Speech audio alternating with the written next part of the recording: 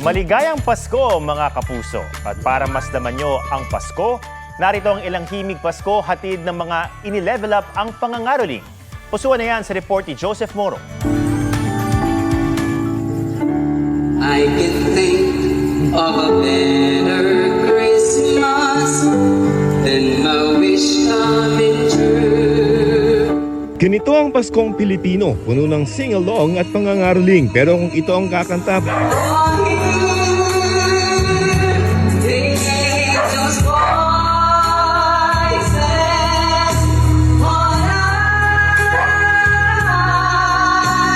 parang biglang may pa-concert sa tapat ng iyong bahay.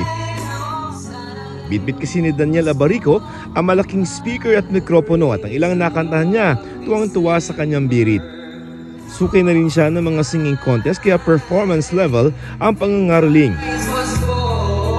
Tuwing Pasko ay dumarating na, ang bawat isa'y para bang namong problema. Para ka namang hinihele ng mga seminaristang ito ng St. Benedict Diocesan Seminary. Kaya hindi lamang basta dama ang Pasko, dagdag pa sa lamig ng panahon. Ang lamig ng boses nila, may sayaw pa.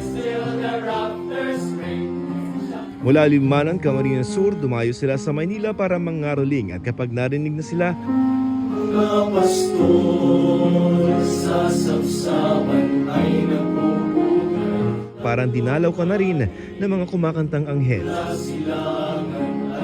Maligayang Pasko, Joseph Morong, nagbabalita para sa GMA Integrated News. Huwag magpahuli sa mga balitang dapat nyong malaman. Mag-subscribe na sa GMA Integrated News sa YouTube.